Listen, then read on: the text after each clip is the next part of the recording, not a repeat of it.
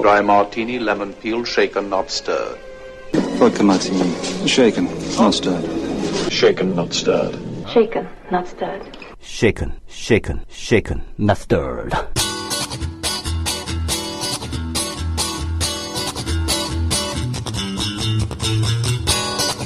네, 할리우드 영화 어벤져스의 속편이 한국에서 촬영을 한다고 하죠. 그 경제 효과가 엄청나다, 이런 관련 기관들의 발표가 있었습니다. 우리나라를 배경으로 미국의 슈퍼 히어로들이 막 때리고 부수고 할 텐데 그게 경제 효과와 어떤 관련이 있을까요?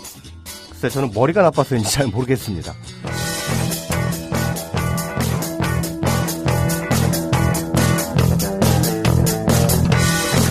우리나라 언론하고 정부가 문화에 접근하는 시각은 딱 두 가지 프레임인 것 같습니다.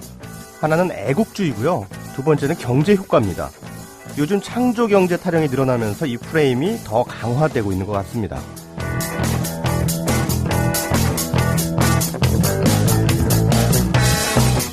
그런데 저는요, 그런 접근 자체가 굉장히 후진적이고요, 반문화적이라고 생각합니다. 문화라는 게 시민의 영혼을 풍성하게 하기 위해 존재하는 거죠. 우리 잘났다는 나르시즘에 빠지거나 밥그릇 넓히려고 존재하는 거 아니란 얘기입니다.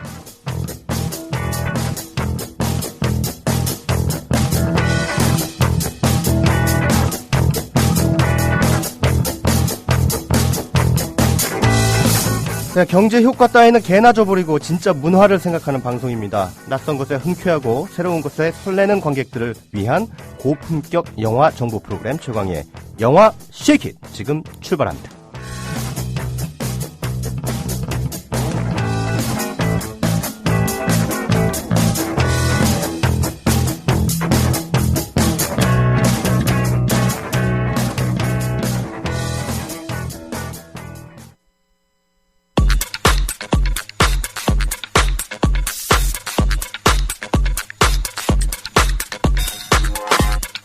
네, 이번 주 역시 극장가 흥행순위 알아보는 비하인드 박스 오피스부터 출발합니다. 3월은 전형적인 극장가 비수기죠. 그래서 간혹 흥행 이변이 일어날 때가 있습니다. 지난 주말이 그랬습니다. 영화진흥위원회 통합전산망 기준 주말 박스 오피스 5위부터 1위까지 알아봅니다.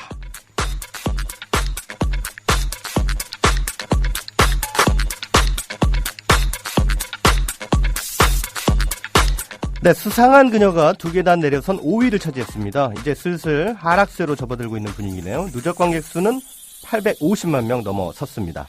리암 니슨 주연의 영화죠. 논스톱도 2계단 떨어졌네요. 지난 주말까지 182만 명 모으면서 4위를 차지했습니다.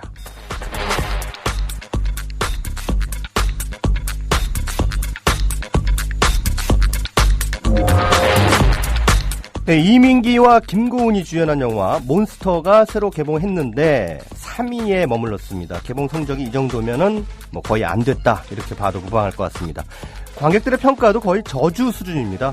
첫 주말 35만 명 모았는데요. 아니, 낚았는데요. 네, 이번 주에는 하위권으로 뚝 떨어질 것 같습니다.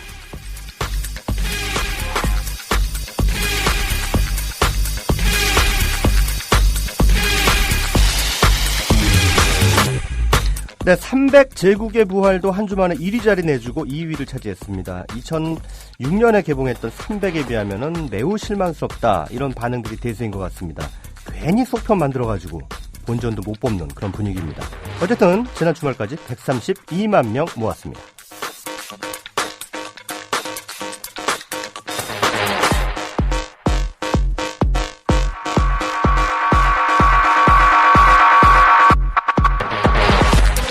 네, 1위는 김희애 씨 주연의 가족 휴먼 드라마 우아한 거짓말이 차지했습니다. 야, 이 영화가 이렇게 잘 될 줄은 몰랐습니다. 저야말로 의외의 선전인데요. 개봉 첫 주말 51만 명의 관객을 불러 모았습니다. 롱런할 수 있을지는 조금 더 지켜봐야겠습니다.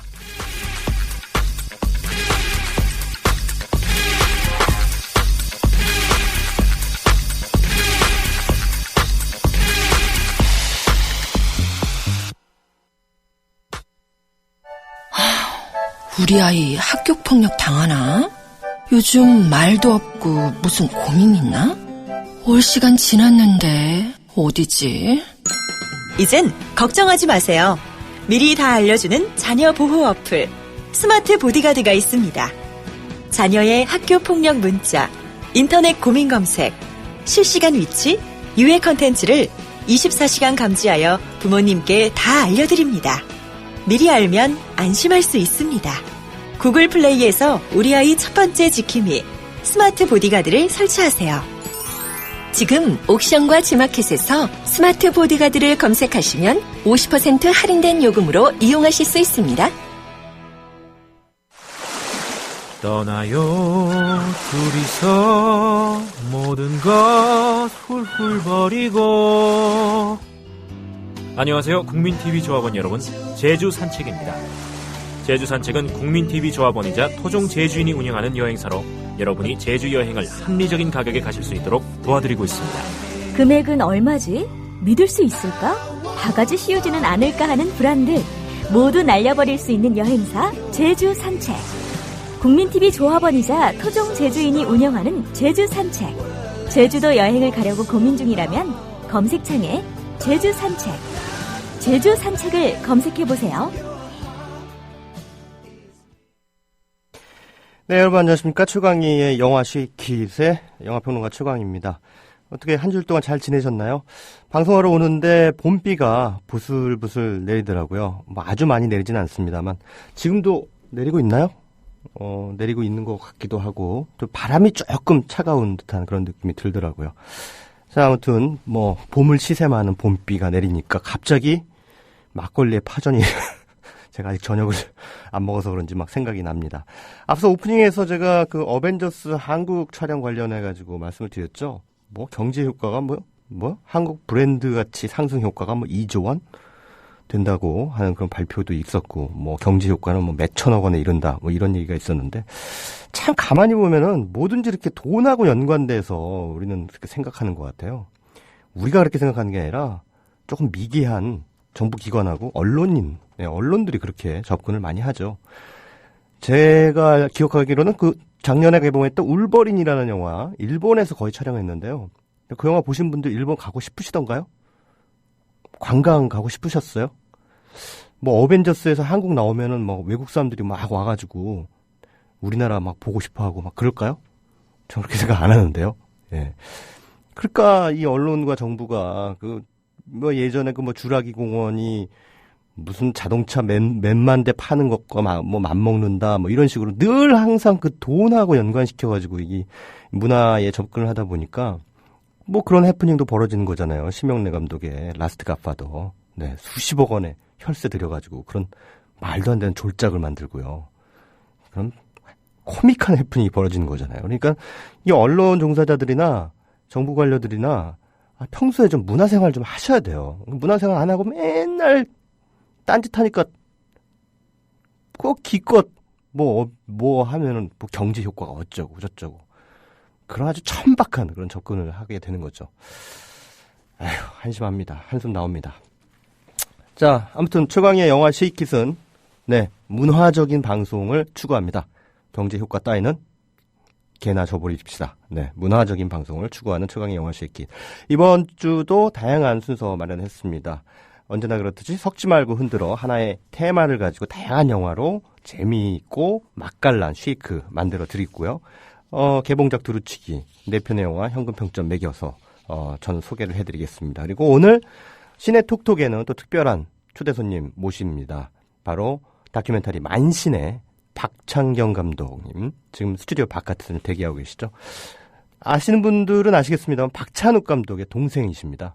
근데 박찬욱 감독하고는 좀 다른 길을 가시죠. 네, 뭐 설치 미술가이자 미디어아트 작가로도 아주 유명하신 그런 분입니다. 근데 이번에 만신이라고 하는 다큐멘터리로 극장가에서 지금 화제를 불러 모으고 있습니다. 시네톡톡에서 모시도록 하겠습니다.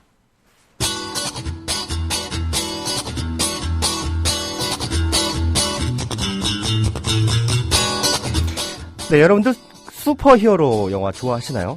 슈퍼히어로 참 많죠? 앞서 제가 오프닝에서 말씀드렸던 그 어벤져스에도 많은 슈퍼히어로가 나옵니다. 아이언맨도 나오고 캡틴 아메리카, 토르, 헐크 이런 소위 마블 가문의 슈퍼히어로들이 있고요. 또 마블 가문에서 소니로 팔아넘긴 슈퍼히어로 있습니다. 스파이더맨이 있습니다. 판권을 소니가 가지고 있기 때문에 어벤져스에는 못 나옵니다. 얘는. 또 다른 슈퍼히어로 가문이 있죠. DC 코믹스. 여기 계열에는 또 이제 슈퍼맨, 뭐 배트맨, 요런 슈퍼히어로들이 있죠. 자, 그런데 오늘의 테마는요, 슈퍼히어로가 아닙니다. 바로 안티히어로입니다. 안티히어로. 네, 말 그대로 영웅에 반대되는 개념이죠. 네, 슈퍼히어로이긴 하지만 그 반대되는 특징을 지닌 존재들, 뭔가 약간 삐딱하고 또 약간 비겁한 그런 주인공들이라고 할 수 있겠죠.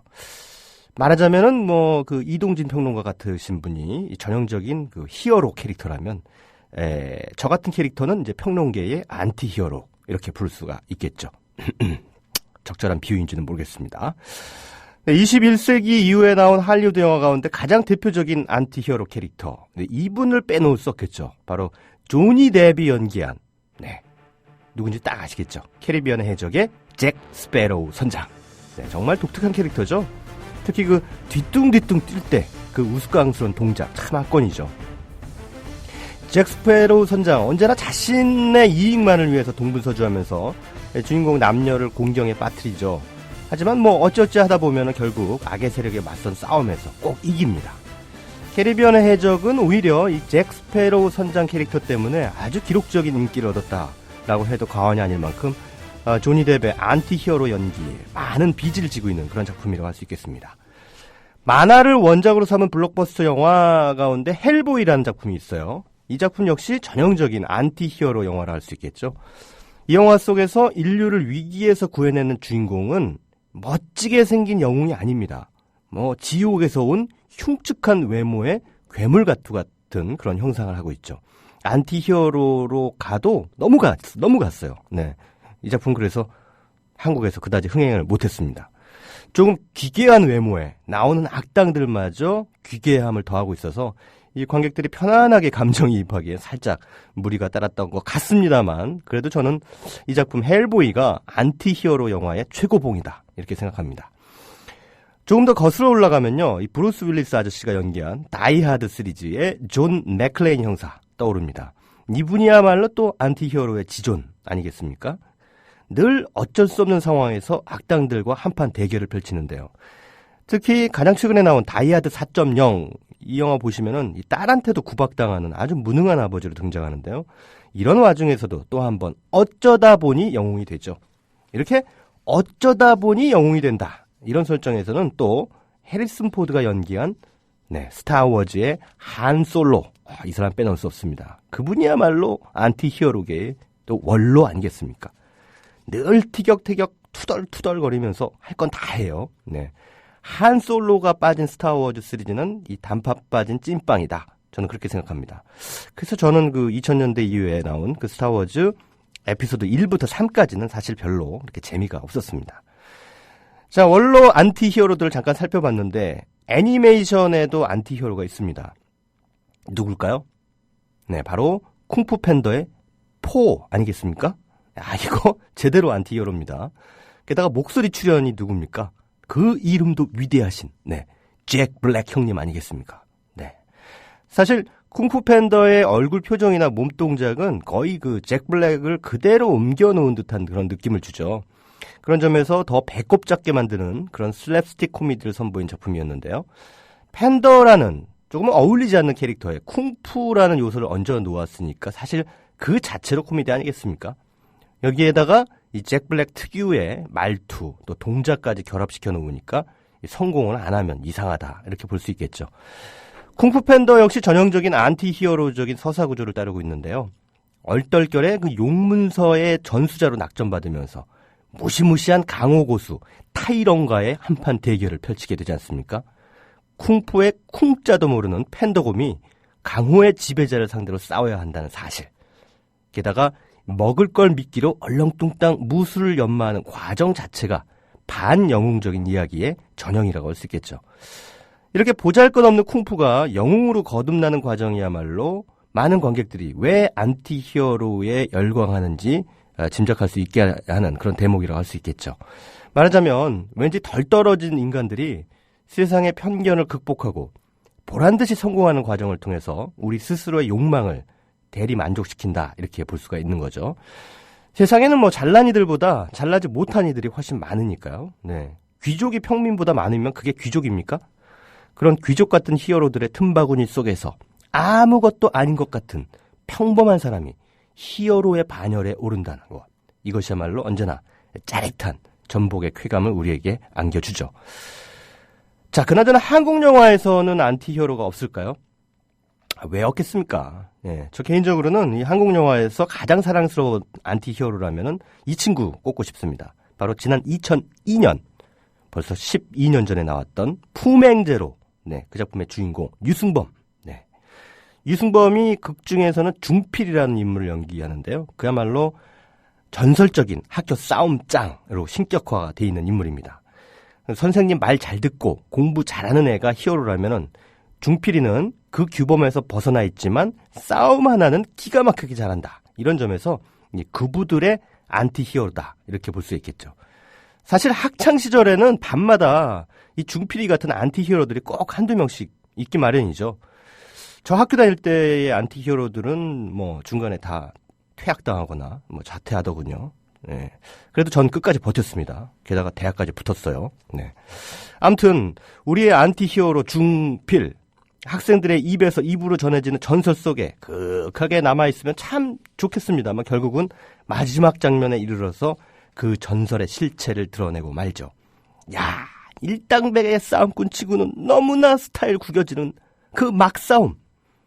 사실 아무리 싸움을 잘한다 해도 실제로 싸우면 그렇게 악다구니로 전락하고 말죠. 네, 오히려 참 처연해 보이는 싸움 장면이었습니다. 자, 최근에 나온 한국 영화에도 안티히어로들은 쉽게 찾을 수 있겠죠.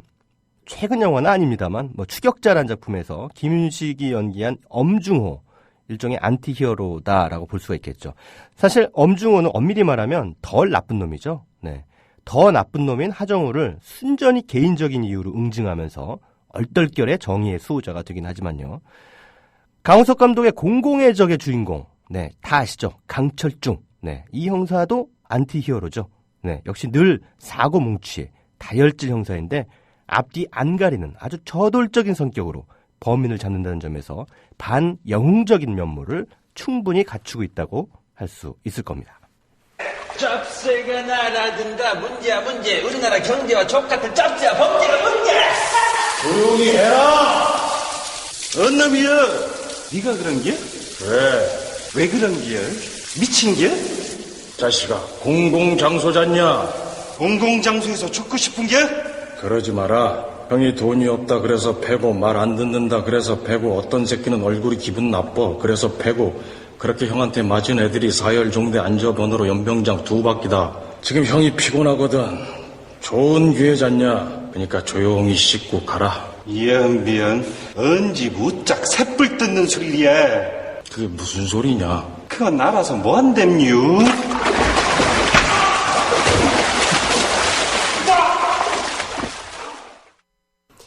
형이 돈 없다 해서 패고, 말 안 듣는다 그래서 패고, 어떤 새끼는 얼굴이 기분 나빠 그래서 패고, 그렇게 형한테 맞은 애들이 사열종대 안자번으로 연병장 2바퀴다.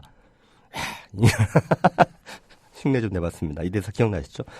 아, 요즘 이렇게 패고 싶은 인간들 참 많습니다. 특히 저기요, 국정원에 많습니다. 철중이요, 어떻게 쿵푸 팬들랑 같이 국정원으로 한번 출장 안 될까?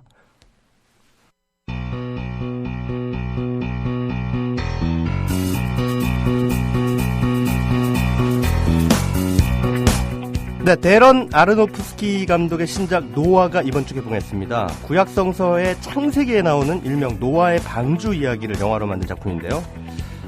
저는 더 레슬러라는 작품 보면서 감독 데런 아르노프스키가 영화를 참 잘 만드는 감독이라고 생각했습니다. 그 다음 작품 블랙 스완을 보면서요, 데런 아르노프스키는 천재다 이렇게 생각했습니다. 이번 작품 노아를 보면서요, 저는 이렇게 생각했습니다. 데런 아르노프스키는 그냥 천재가 아니라 위대한 천재다. 네, 놓치면 후회한다는 말은 이런 영화에 해당한 것이겠죠. 놓치지 마시기 바랍니다.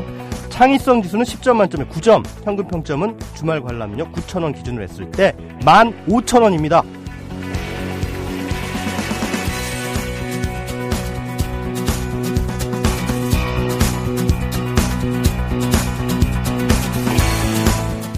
네, 지난주에 이 영화에 노진수 감독과 여민주 배우가 영화시 있게 출연했죠. 바로 오빠가 돌아왔다. 이번 주 개봉했습니다. 김영하 작가의 소설을 바탕으로 각색한 작품인데요. 가출했던 아들 백태봉이 임신한 애인과 함께 집에 돌아와서 폭력적인 아버지 백원만을 감금하면서 벌어지는 한 콩가루 집안의 이야기입니다. 인생은 가까이서 보면 비극이고 멀리서 보면 희극이다. 이렇게 하는 말이 있죠. 가족도 마찬가지인 것 같습니다. 가까이서 보면 지지고 볶고 서로 못 잡아먹어 안달인 듯하지만 멀리서 보면 또 티격태격하면서 같은 길을 갑니다. 그게 가족이라는 것을 영화 오빠가 돌아왔다는 아주 유쾌하면서도 따뜻한 감성으로 웅변합니다. 자, 이 영화 오빠가 돌아왔다의 창의성 지수는 10점 만점에 8점, 평균 평점은 9,000원 기준에 만원입니다.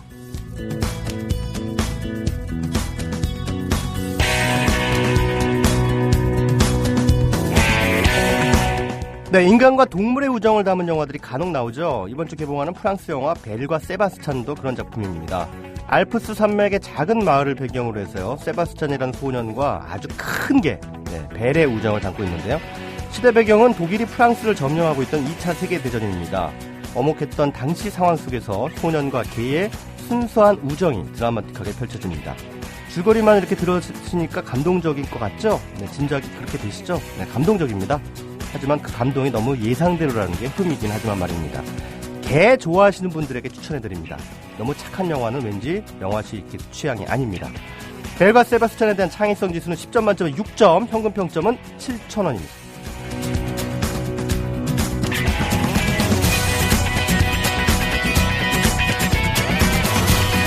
네, 또 한편의 프랑스 영화 러브 인 비즈니스 클래스도 이번 주 개봉합니다. 이번에는 로맨틱 코미디입니다. 헤어져서 각자의 삶을 살던 두 남녀가 우연히 뉴욕발 파리행 비행기의 비즈니스석에 바로 옆자리에 앉게 되죠. 여전히 서로에게 약간의 미련이 남아있는 두 사람이 서로의 행복했지만 지긋지긋한 연애사를 회고하게 되면서 다시 사랑을 확인하게 된다. 뭐 이런 얘기. 네, 매우 로맨틱 코미디스러운 이야기죠. 원제가 아무르 앤 터뷸런스입니다. 번역하면 사랑과 터뷸런스. 네, 비행 중에 항공기가 막 불안한 기류를 만나서 흔들리는 거, 이걸 터뷸런스라고 하죠. 어쩌면 사랑이라는 것도 바로 그런 터뷸런스를 통과하면서 더 성숙하게 되는 게 아니냐, 이런 메시지를 선사하고 있습니다. 자, 이 영화에 대한 창의성 지수는 10점 만점에 7점이고요. 현금 평점은 9,000원 드립니다.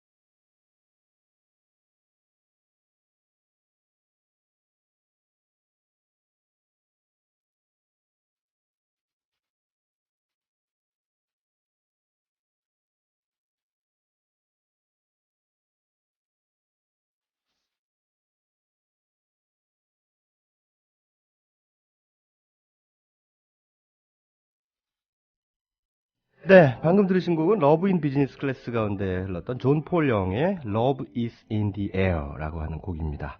자, 시네톡톡. 네, 대한민국의 모든 영화인들을 다 모실 그날까지 이어지는 시네톡톡 시간입니다. 앞서 제가 예고해드린 대로 오늘은 다큐멘터리 만신의 박창경 감독님 모셨습니다. 지금 스튜디오에 나와 계십니다. 안녕하십니까? 네, 안녕하세요. 예, 반갑습니다. 사실 지난주에 한번 뵀었잖아요. 네.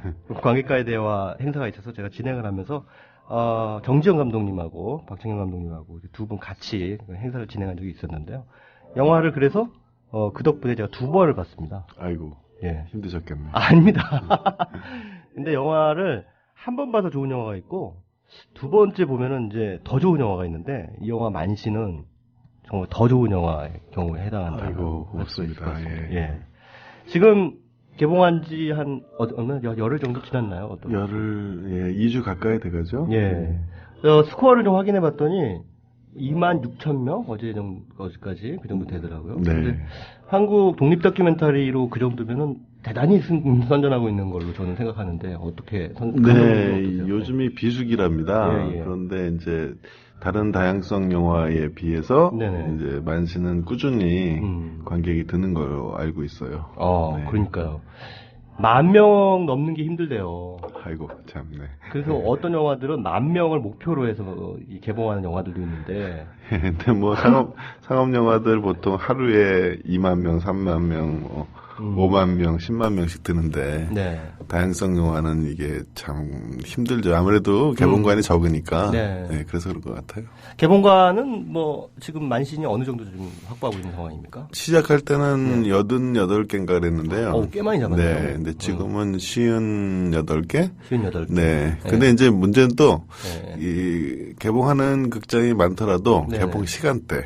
뭐 25시 30분에 뭐 상영을 한다든가. 네, 차라리 상영을 하지 말지. 그게 뭐야. 아침 7시에 상영한다든가 뭐 그런 경우가 좀 있죠. 멀티플렉스에서 주로 그딴 짓 하죠? 뭐 멀티플렉스도 좀 그런 것 같고. 근데 뭐 이제 그렇다고 하더라도 다양성 영화치고는 만신은 비교적 개봉관이 많은 편이죠. 예. 지금과 같은 비수기에서 그래도 26,000명 넘어서서 지금 이번 주말 통과하면 제가 보기에는 뭐 4만 명, 5만 명에 육박할 것 같은데. 굉장히 선전하고 있어서 좀 축하드리고요. 자, 영화 만신이라는 작품에 대해서 좀 일단 알아보죠. 다큐멘터리에는 정말 여러 가지 형식이 있겠습니다만, 어쨌든 소재가, 만신이 담고 있는 소재는, 김금하 만신의 삶에 대해서 좀 다루고 있습니다. 만신이 무슨 뜻인가도 모르시는 분들이 계실 것 같아요. 네. 만신은 우리가 흔히 무당이라고 하는데 무당을 높여 부르는 말입니다. 주로 이제 한강 이북 쪽에서 쓰인 말이고 김금하 선생님은 황해도 구술을 하시는 황해도 만신이세요. 황해도에서는 다 만신이라고 하죠. 그래서 김금하 선생님이 지금 중요 무형문화재로 그렇습니다. 되어 있는데 31년생이시니까 올해로 이제 84시 되셨죠. 84시고. 네, 근데 아직도 무업을 아주 활발하게 하고 계시고요. 저희 영화가 3년 동안 찍었는데 제가 그러면서 구슬하는 걸 다 이제 모습을 봤죠. 근데 뭐 지금도 아주 정정하게 활동을 하고 계세요. 현역 만신이세요. 네. 뭐 어느 정도 그 영화를 보신 분들은 또 잘 아시겠고 또 아직 안 보신 분들이라도 영화가 무엇을 담고 있는지에 대해서는 지금 저희가 나눈 대화를 통해서 짐작이 되실 겁니다. 김금하 만신의 삶과 또 그 부분이 통과했던 어떤 한국 현대사의 여러 가지 풍경들을 담아내고 있는 그런 작품이라고 할 수 있겠는데요. 사실 다큐멘터리라고 하는 그 장르가 되게 그 다양한 형식들이 존재하지 않습니까? 물론 영화, 일반 극영화도 장르들이 다양합니다만, 이러한 형식을, 택해야겠다라고 하는 그런 그 처음에 어떤 기획 단계에서 결심하게 될 때 어떤 부분이 주로 이제 가만히 대두고 염두에 두시는지 한번 여쭤보고 싶습니다. 저는 처음부터 이 영화를, 물론 영화니까 재미도 있어야겠지만, 뭔가 이 만신 한국의 무속이 가장 오래된 한국의 종교 문화임에도 불구하고 굉장히 편견이 많고 또 천시도 되어 오고 그 김금하 선생이 그런 과정을 한국 현대사를 이렇게 쭉 뚫고 오면서 그 온몸으로 그 과정을 겪은 거죠. 그래서 좀 이거를 좀 이런 편견으로부터 벗겨내야 되겠다. 그런 어떤 문화적인 의무감이랄까요. 그런 게 많이 작용했어요. 그래서 이제 그 선생님의 자서전을 보고 거기에 보면은 이제 70년대 뭐 전쟁 때 이런 구구절절한 그런 사연들이 나오는데 네네. 이런 것은 인터뷰를 통해서는 뭐 흔히 이제 다큐멘터리에서 사용하는 그런 방식으로는 좀 생생하게 전달되기가 어렵겠고 또 좀 재미도 많이 떨어지겠다라고 생각을 해서 되도록이면 기왕 무당에 관한 이야기니까 배우들이 좀 유명한 배우들이 나와서 이걸 한다면 이런 김금화 선생의 활동에 대한 존경도 표할 수 있고 또 많은 사람들이 더 볼 수 있고 그렇게 생각을 했어요. 그래서 그 김세론 또 유현경, 문소리 세 배우가 김금화 선생이 각 시대를 연기하게 되어 있습니다. 그래서 그 부분이 이제 저는 그냥 단순히 재연이 아니라 좀 드라마틱하게 그 극적인 재미를 갖춘 그런 영화적인 모습을 갖춘 그런 장면들을 구성하려고 했어요. 영화가 다큐멘터리이면서 극영화적인 요소가 같이 결합이 되어 있습니다. 그래서 김금화 만시님의 인터뷰도 나오고 또 그분의 어떠한 시절은 아까 말씀해 주신 대로 김세론 양이라든가 어렸을 때는 김세론 양이 그리고 이제 젊었을 때는 유현경 씨 그리고 중년의 그 김금화 만시는 이제 문소리 씨가 이제 재연을 해가지고 이제 극영화적인 그런 요소들이 이제 중간중간에 들어가게 되는 아주 독특한 형식은 그러니까 다큐멘터리면서 또 극영화이기도 하고. 근데 제가 이제 그 예고편을 이 세 배우 또 김금화 선생님 4명이죠. 4명을 중심으로 예고편을 만들었더니 그 완전히 드라마 픽션인 줄 알고 오신 분들도 계세요. 그런 분들은 이제 와서 이거 와서 보니 다큐멘터리네. 이거 뭐 트레일러가 페이크라는 분도 계시고. 그런데 이제 장르는 저희가 이제 다큐멘터리 플러스 드라마라고 밝히고 있습니다. 근데 전체적으로는 드라마보다는 다큐멘터리의 어떤 형식을 취하고 있고요. 과거를 재연이라기보다는 재현하는 것이 이제 그 몇 개 중요한 그 인생의 중요한 에피소드를 중심으로 세 배우가 연기하는 방식입니다. 야, 그렇군요. 공릉동 아줌마님, 진짜 시간 안 맞아 못 보고 있었어요. 만신. 김세론, 유현경, 문소리 연기 궁금해요라고 말씀하셨는데 보시면 확인이 되실 겁니다. 감독님 입장에서는 뭐 세 여배우의 연기 다 만족하시죠? 아유, 뭐 워낙 잘하는 배우들이라서 저는 뭐. 이 감독이 좀 폼 잡고 뭐 연기 지도도 좀 하고 그래야 되는데 그런 것보다는 오히려 제가 한 수 배웠달까요? 너무들 잘하니까. 특히 김세론은 정말 어렵잖아요. 그 어린 그 신들린 연기를 해야 되니까. 그런데도 그 지금은 벌써 훌쩍 컸던데 그때만 해도 아주 어려 보이는데 그런 역할을 아주 쉽게 이렇게 하더라고요. 그래서 저도 굉장히 놀랐어요. 그 무속이라고 하는 부분에 대해서 특별히 관심을 가지신 계기가 있으세요?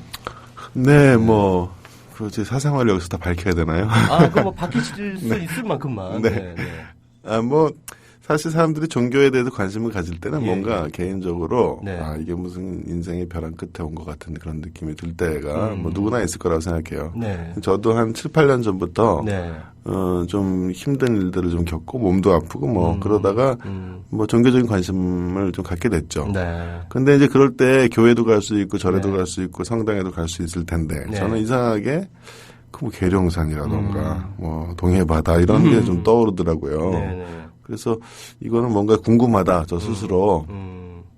그래서 이제 계룡산에도 갔었어요. 근데 거기 가서 이렇게 기도하는 사람들을 보니까 옛날에는 좀 무시하고 그랬는데 달라 보이더라고요. 그게 간절하게 기도하는 사람들의 마음이 좀 이해가 가는 것 같고. 그런데 그리고 한국의 산에 가보면 기도하는 분들이 그렇게 많아요. 이건 도대체 뭘까? 그런 뭐 선앙당 뭐 이런 데. 선앙당 뭐 암자도 많고요. 그냥 산꼭대기에서 그냥 허공 기도하시는 분들도 있고.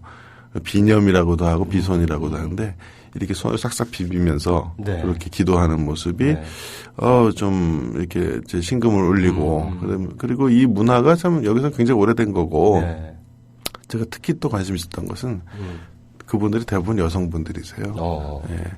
그래서 왜 이렇게 여성분들 또 할머니들 아주머니들 그런 것이 굉장히 좀 중요한 문화다라는 생각이 들었어요. 그러면서 차츰 이제 민간신앙 이런 데 관심을 갖다가 네. 그중에 가장 오래된 형식이고 또 지금까지 끈질기게 살아남아 있는 무속에 반하게 된 거죠. 네.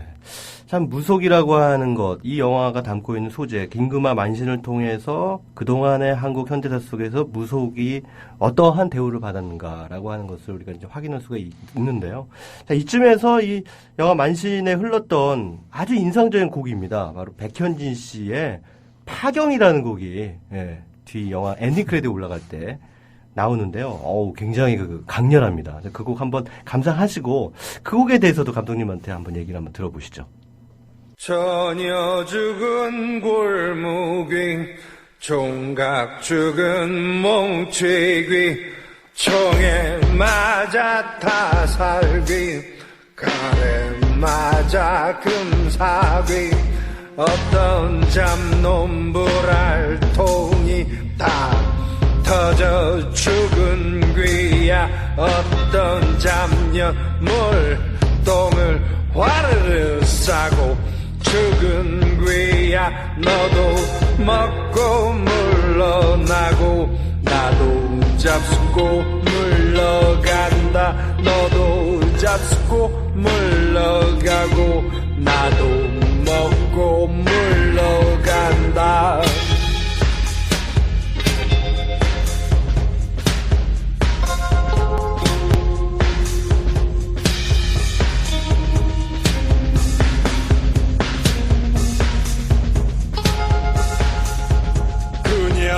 지수 긴장마에 퉁퉁 부어 죽은 귀 천지만지 담은 전에 벌식하던 거린 귀 비몽사몽 야몽 중에 괴이한 요사귀야 올라고제 상만천에 야행하던 음력이야 너도 먹고 물러나고 나도 잡수고 물러간다 너도 잡수고 물러가고 나도 먹고 물러간다 님처럼 숲을 속에 독사 물려 남사귀 홍로정화 화염 중에 불타 죽은 화사귀 살인도덕 범죄귀며 종신진역 옥사귀야 만경장파대패에 건너가는 용신귀야 너도 먹고 물러나고 나도 잡수고 물러간다 너도 잡수고 물러가고 나도 먹고 물러간다 나도 먹고 물러나고 나도 잡수고 물러간다 나도 잡수고 물러가고 나도 먹고 물러간다. 네, 노래가 아주 독특하죠. 한편에 굿을 듣는 듯한, 예, 무당의 어떤 굿거리 하는 판을 듣는 듯한 그런 느낌이 드는데요. 여기서 백현진 씨의 파경이라는 곡의 가사가 실제 굿에서. 네, 실제 무가입니다. 아, 무가. 네, 예. 무가, 여기도 사설이라고 하는 것에 더 가깝겠네요. 네네. 노래하고 말의 중간쯤 되는데요. 이 파경이라는 게 뭐냐면 이제 옛날에는 굿을 3박 4일, 5박 6일 그렇게 했는데, 제일 마지막에 파하는 거예요, 굿을. 그때 이제 무당이 이렇게 장구 하나 놓고 그 장구를 치면서 이렇게 사설을 합니다. 근데 그 내용이 뭐냐면 온갖 잡기들을 다 먹여보낸다 그런 이야기예요. 그래서 굉장히 익살스러운 표현이 많이 나옵니다. 이상하게 죽은 사람들, 별의별 귀신들을 다 불려다가 먹여서 보낸다는 거죠. 그러니까 이게 사실 정말 무속의 위대한 지혜라고 생각해요. 그러니까 그 유일신적인 뭐 유일신을 제가 뭐 폄하하는 것은 아니고 그런 단일한 시인에게 이렇게 납작 엎드려서 숭앙한다라는 의미보다는 굉장히 인간적인 차원에서 모든 신들을 다 불러서 다 용서하고 원한을 풀고 다 먹여서 보낸다라는 그런 이야기죠. 아, 연민과 자비군요. 네, 아주 그런 게 강합니다. 네. 너도 먹고 물러가고 나도 잡숫고 물러간다. 네, 거꾸로 말하기도 하고요. 너도 잡숫고 물러가고 나도 먹고 물러간다. 요즘 말하는 그 흔히들 그 대학 교수들이 많이들 얘기하는 통섭이라고 하는 개념이 자꾸 떠오르는데 이 영화 자체가 사실은 굉장히 통섭적이다라는 생각이 들었던 게 그 긴급한 만시는 다큐멘터리가 다루고 있는 대상으로서의 소재고 그리고 이제 여기서 감독님이 차용하신 극영화적인 이 설정이 서로 이렇게 만나는 대목들이 있습니다. 그래서 배우들이 연기를 하는 것을 김금만 시인이 넌지시 바라보는 그런 프레임도 등장하고요. 또 반대로 김금만 시인을 배우들이 바라보는 그런 또 장면도 등장하더라고요. 네. 뭐 한 프레임 안에 다큐하고 픽션이 이렇게 섞여 있기도 하고 그렇죠. 그렇습니다. 그래서 이게 보면은 또 나중에 가면은 또 심지어 영화들의 스텝들도 막 등장하고 카메라가 막 그 김세론 양을 쫓아가는 그 스포일러인데. 아니 그러니까 뭐 그런 장면도 막 나오고 되게 또 아주 이 실험적인 그런 시도들이 상당히 많이 영화 속에서 목격이 되는데 그렇게 툭 그냥 드러내 보이는 거잖아요. 그죠? 그렇죠. 그 영화를 이건 영화다라고 하는 거를 그냥 드러내 보이는 그런 것은 역시 감독님이 미디어 아트 작가로서 활동을 하셨던 이력하고 뭐 무관하지 않겠다라는 생각을 했는데 어떻습니까? 그렇죠. 아무래도 제가 뭐 이렇게 장르 영화나 상업 영화를 해온 사람이 아니기 때문에 생각이 비교적 자유롭달까요? 뭐 그런 너무 이렇게 어떤 규칙 지키는 게 좀 답답해요 저는. 그래서 그런 거 깨는 거에 오히려 더 관심이 있어서 좀 그렇게 구성을 해봤고. 그 다음에 이제 그런 영화를 다 노출하는 이유는 사실 이 영화 보시면 아시겠지만 이 영화는 굿에 대한 일종의 헌사라고 제가 생각해요. 그러니까 굿에 관한 또는 무속에 관한 김금만 선생의 생애에 관한 영화지만 거꾸로 굿이 영화로 확장된 형태 이런 식으로 생각을 했어요. 아, 영화 자체가 굿이다. 네, 영화 자체를 굿에 최대한 가깝게 해보겠다. 그런 의미가 있습니다.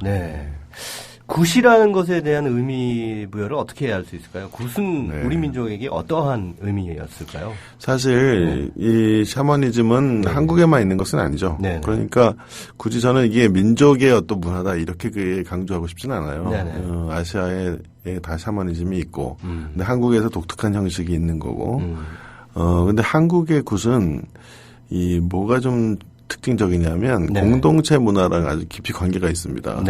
그러니까 특히 김금만 선생이 무형문화재가 되신 이유가 대동굿하고 배현신굿이라고 해서 배에서 하는 큰 굿인데 이거는 정말로 마을의 축제였어요. 그러니까 아이고 미모도 좀 대단하시거든요. 그 미모의 젊은 여성이 이렇게 울긋불긋한 옷을 입고 황금색 칼을 휘두르고 막 신의 말을 전하고 춤도 추고 노래도 하고 그러면 마을 사람들이 정신이 나가죠. 그 사람들 다 모아서 거기서 이제 이 풍어도 빌고 그러니까 바다에 나가서 안전하게 돌아오게 해달라고 빌고 얼마나 간절하겠어요. 그게. 그거를 몇 날 며칠을 한 것이니까 김금만 선생님이 그런 말씀을 자주 하세요. 이렇게 뭐 사이가 안 좋았던 사람들 마을에서 뭐 며느리하고 뭐 시어머니 뭐 서로 싸웠던 사람들 그런 사람들이 이 잔치 속에서 화해하고 새로 충전해서 또 일을 하러 나가고 그것이 이제 진짜 굿이었다는 거죠. 지금은 우리가 이제 개인 점사라던가 뭐 기복적으로만 너무 강조하는데 사실 예전에는 굉장히 간절한 거였고 또 굉장히 사회적으로 의미 있는 것이었다는 거죠.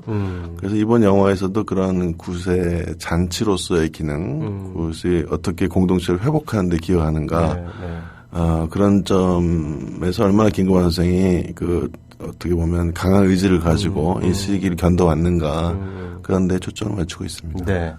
저는 영화를 보면서 무당이라고 하는 존재가 뭐 그 행사 때도 말씀드렸다시피 전통 사회에서 그러니까 말하자면 그 정신분석학자나 심리치료사가 없었던 시절에. 그렇죠. 예. 그 마을 사람들에게 일종의 어떤 심리적 위안을 주는 네. 하나의 퍼포먼스를 연출하고 또 그 속에서 배우로서의 역할을 수행함으로써 배우이자 네. 사자이자 의사이자 그렇죠. 뭐 그런 거죠. 카운셀러이자. 네. 그렇죠. 그러면서 이 영화 속에서 또 그 민속학자께서 그런 말씀하시더라고요. 무당이란 사람들의 고통에 공감함으로써 위로를 주는 그런 존재다. 네, 그렇죠. 그러니까 요즘에 예를 들어서 정신 상담 또는 정신과 의사는 그 환자를 관찰하고 대상으로 볼 수밖에 없지 않습니까? 네네. 그리고 그 많은 데이터에 의해서 어떤 처방을 내리고 또 약도 주고 그러는 거죠. 그런데 이제 무당은 그게 아니라 정말 감정적으로 확 공감을 해야만 하는 거고 네. 또 무당과 상담하는 사람은 자기 마음을 털어놓지 않고서는 무당으로부터 어떤 것도 얻어낼 수가 없어요. 그러니까 이제 공감을 통해서 치료한다는 것이 굉장히 큰 차이가 있습니다. 그렇군요. 그럼에도 불구하고, 무속이라고 하는 것이 우리 전통사회에서 차지하는 그런 위상에도 불구하고, 또 굉장히 홀대받고, 사랑받았던 그런 시절이 그렇죠. 있었습니다. 김구한 만신도 바로 그러한 상황들을 또 통과하셨고요. 네, 그게 뭐, 사실 유교 시대부터 시작된 거죠. 뭐, 네. 유교가 이제 불교 억부를도 했고, 네. 또, 이 무속을 굉장히 좀 이렇게 천한 것으로 봤죠. 그래서 이미 한 500년 동안 그게 쌓여온 게 있는데다가 네네. 일제가 들어오면서 네네. 이런 큰 굿들을 싫어할 수밖에 없죠. 왜냐하면 이 사람들 결속하기 때문에 네네. 굿을 통해서. 그러니까 이제 감시의 대상이 되고 또 전쟁통에는 어떤 일이 있냐면 이 무당은 마을의 속사정을 가장 잘 아는 사람인 거예요. 그렇죠. 상담을 다 하니까 네네. 누가 어디서 사는지, 누군 몇 살이고 어디 갔는지, 어디 끌려갔는지 안 갔는지.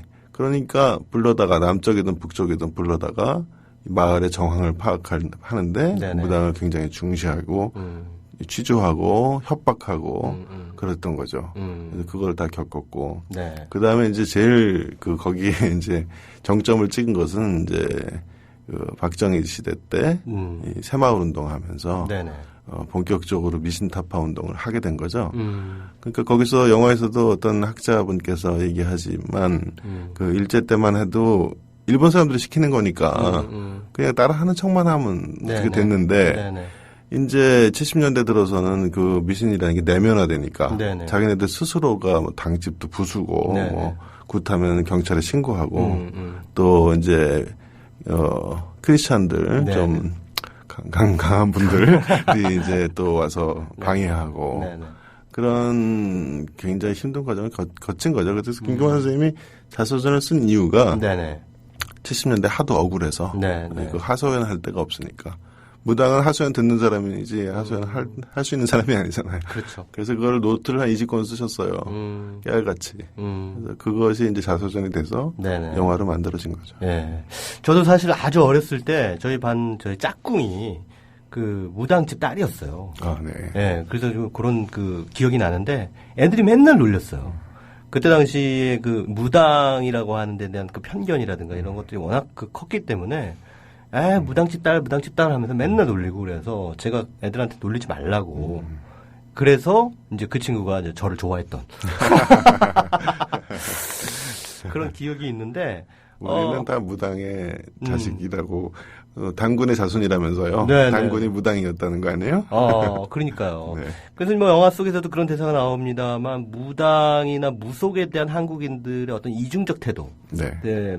뭐 한쪽으로는 미신이라 그래서 홀대를 하면서 또 한쪽으로는 뭐 해마다 토정 비결 보고 뭐 사주 보고 뭐 이런 것들이 계속되고 있다라고 하는 약간의 어떤 지금 한국 현대사를 통과하면서 무속에 대한 우리 국민들의 어떤 태도에 대한 어떤 비판적인 그런 접근도 좀 영화 속에서 좀 보이는 것 같습니다. 네.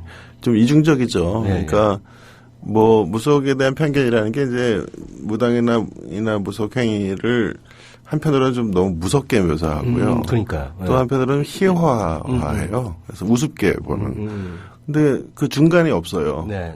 근데 실제로 많은 사람들이 정말 간절한 기원을 할 때, 예를 들어서 자식이 좋은 대학에 갔으면 좋겠다. 라던가, 뭐 승진을 했으면 좋겠다라든가, 또 이사할 때 날 잡는다던가 하는 중요한 것들은 상당히 많이 의존합니다. 우리가 생각하는 것도 훨씬 더 그래요. 네. 그러니까 예를 들면 저는 아주 말만 하면 누구나 다 알만한 어떤 목사님이 계신데 그 목사님의 집안에 상이 나서 있는데 진호기 구술을 했다는 얘기를 들은 적도 있습니다.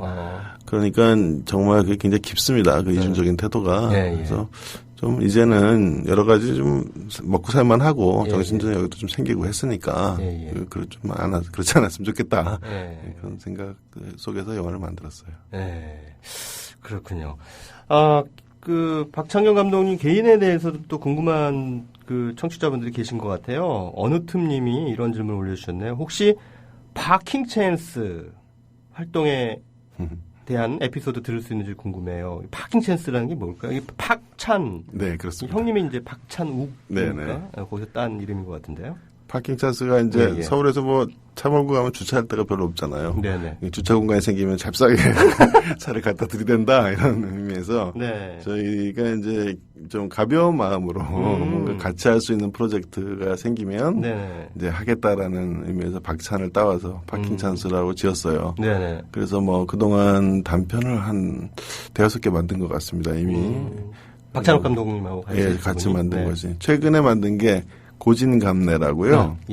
서울시에서 한 프로젝트인데 이제 사람들이 찍은 영상을 서울에 관해서 서울에 뭐 와서 방문한 분들을 뭐 사는 분들이 찍은 영상을 다 모아서 한 60분짜리로 만든 영화입니다. 지금 유튜브에서 보실 수 있어요. 고진감래요. 그 파킹 찬스라고 하는 활동을 통해 가지고 네, 그렇습니다. 뭐 이후에도 계속해서 그 카테고리 안에서 또 활동 계획 가지고 계신가요? 네. 뭐 기회가 생기면 주차 기회가 생기면. 사실은 그 박창경 감독님의 프로필을 찾아보면 주로 이제 설치 미술가 혹은 뭐 미디어 아트 작가 이런 식으로 이제 묘사가 되어 있는데 이제 영화 감독이라고 하는 직업을 하나 더 추가하시기로 결심하신 겁니까? 결심한 지 한 4, 5년 된 것 같아요. 그래요? 같이 병행하실 생각이신 거예요? 네, 그렇습니다. 제가 이게 사실 소위 말해서 입봉작인데요, 만신님. 데뷔작이죠? 그런데 장편 영화는 한 편이 더 있어요. 다시 태어나고 싶어요, 안양에라고. 안양에 관한 그 영화입니다. 근데 그거는 이제 개봉은 안 했고 이번이 이제 개봉작이죠. 그러면은 그 미디어 아트라고 하는 원래 하시던 그 작업의 연장선에서의 그 영화라고 한다 이렇게 봐도 될까요? 네, 그렇긴 하지만 아무래도 뮤지엄이나 갤러리에서 하는 거하고는 많이 다르죠. 아무래도 관객을 훨씬 더 많이 생각하고요. 아무래도 쉽게 이해될 수 있고 쓸데없이 어렵게 하는 건 이제 우리는 싫으니까. 미술은 오히려 관객들이 어렵게 해도 좀 용서할 태도가 되어 있어요. 더 찾아보려고 하고. 근데 영화는 아무래도 재미가 있어야 되니까요. 근데 보면은 또 이 영화 속에 이제 그 무당이 이렇게 쓰는 모자 같은 게 이렇게 바다 위로 막 뭐 날아가는 그런 장면이라든가 상당히 그 어떻게 보면 뭐 이게 맞는 표현인지 모르겠지만 미디아트적인 그런 그 설정들이 좀 자주 등장하는 걸 보면 역시 그냥 설치 미술가나 미디어 아트 작가답다 이런 생각이 들더라고요. 그 아마 미디어 아티스트 같다라는 의미는 제 생각에는 그 판타지 장면을 돈을 많이 안 들이고 만든다라는 의미가 아닐까. 왜냐면 사실 뭐 반지의 제왕이니 뭐니 이런 거 판타지 영화들 보면 그런 미디어 아트적인 그런 거 많죠. 근데 저는 이제 최소한의 어떤 그 노동과 기술과 또 예산을 가지고 뭔가 한국적인 판타지를 만들 수 없을까. 그것이 이제 제 고민이었고 이번 영화에서 제가 최대한 해보려고 한 겁니다. 그래서 근데 그런 장면들이 오히려 굉장히 사람들이 그 관객들이 좋아하시는 것 같아요. 영화의 그 뭐 사실상 하이라이트 장면이라고 할 수 있는 대목에서 이 공중 부감 장면이 등장하더라고요. 상당히 인상적인 장면이었는데 그거 뭐 비행기에서 찍었을 리는 없을 것 같고 어떻게 촬영이 됐는지 궁금하더라고요. 그게 요즘에는 그야말로 기술이 발달해서 DSLR 가지고도 많이 찍지 않습니까? 동영상을. 그래서 이렇게 헬리캠이라고 해서 굉장히 그냥 보기에는 좀 장난감 같아요. 한 반경 1m 정도 되는 그게 이렇게 프로펠러들이 달려 있어서 그거를 이제 무선으로 조정해서 DSLR 가지고 찍은 거예요. 물론 이제 보정도 많이 해야 되고 하지만 네. 그 결과가 뭐 5년 전, 10년 전에는 상상하기 어려운 굉장히 훌륭한 기술인 것 같습니다. 지금 제가 사용한 것도 그런 방식이에요. 네, 그렇군요. 자, 더 많은 얘기를 들으면 좋겠습니다만 우리한테 정해진 시간이 있으니까 마지막으로 감독님께 좀 여쭙고 싶은 건 이 영화 만신을 통해서 감독님이 가장 좀 많이 얻었다라고 하는 부분이 있다면 네. 내가 이 영화 만신에 대한 작업을 하면서 이런 점이 정말 좋았다. 이걸 통해서 내가 이렇게 변화한 것 같다라고 하는 부분이 있을까요? 네, 여러 가지가 있을 것 같은데요. 네. 뭐 다큐멘터리든 뭐 그냥 일반적인 영화든 네. 어쨌든 1, 2년 저는 이 작품 3년 동안 한 거니까 네네. 그 사이에 공부도 많이 했고요. 네. 그 무속에 대해서 굉장히 많이 알게 됐고 여러 가지 제 나름대로 생각도 깊어진 것 같고 네네. 저는 지금도 우선 이렇게 무당 나오는 사진집 같은 거 보면은 가슴이 속이 울컥울컥해요. 아, 이 양반들이 다 어디 간 거지 이런 생각도 들고 또 특히 제가 좀 권해드리고 싶은 것은 네. 김금화 선생 그 일대기 자서전 좀 네. 읽어보시면 참 좋을 것 같고 예. 또 그 자서전 제목이 뭐죠? 만신 김금화라는 제목으로 예. 나왔습니다. 예. 그 다음에 이제 곧 이어서 무가집이 또 나와요. 네네. 근데 그 무가집을 보면 이게 정말 옛날 민중들의 그런 그 지혜, 그 구랏발 이것이 얼마나 대단한지 아실 수 있어요. 네. 그런 면에서 뭐 종교적인 차원만이 아니라 예술적으로도 그 전통 문화가 갖고 있는 힘과 가능성 이런 것을 많이 배운 것 같습니다. 네. 박찬경 감독님의 만신 지금 한창 흥행 선전 중인데요. 더 많은 관객들이 영화를 볼 수 있었으면 좋겠습니다. 더불어 김금화 만신님의 건강함도 함께 기원을 합니다. 오늘 스튜디오에 나와주신 만신의 박찬경 감독님 정말 감사드립니다. 네, 복 받아가세요. 네, 고맙습니다.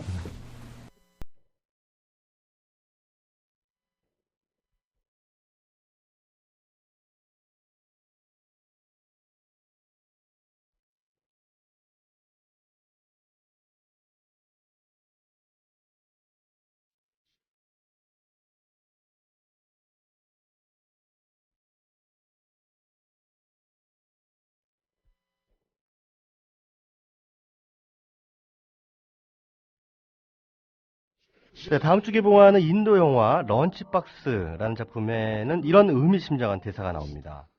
잘못한 기차가 목적지에 데려다 준다. 여기서 목적지는요, 처음에 가고자 했던 그런 곳일 수도 있겠고요. 아니면은 잘못한 기차가 데려다 준 바로 그곳일 수도 있겠죠. 어쨌든 우리가 도착하는 그곳, 거기가 바로 목적지겠죠. 한 10년 전쯤에 여러분이 상상했던 10년 후의 목적지, 그게 지금 현재라고 한다면 여러분은 지금 그곳에 서 계신가요? 아마도 대부분은 그렇지 않으실 것 같습니다. 저 역시 마찬가지입니다. 저는 제가 영화평론가가 돼서 이런 프로그램을 진행하게 될 줄은 정말 꿈에도 생각을 하지 못했습니다. 하지만 저는 지금의 목적지에 만족을 하고 있습니다. 기차를 잘못 탔습니다만 그 기차가 저를 여기까지 데려다 줬습니다. 10년 뒤에 저와 여러분은 어떤 목적지에 당도해 있을까요? 지금 우리는 기차를 제대로 탄 것일까요?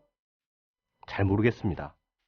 하지만 어쩌면 그 잘 모르겠다는 것 자체가 우리의 삶에서 가장 흥미로운 대목이 아닐까 싶습니다. 뭐든 너무 분명하고 확실한 건 재미가 없으니까요. 자, 최광의 영화 시계 마칠 시간 됐습니다. 이번 주 작별곡은 영화 이터널 선샤인 가운데 흘렀던 백의 Everybody's Gotta Learn Sometime입니다. 다음 주 이 시간까지 즐감하십시오.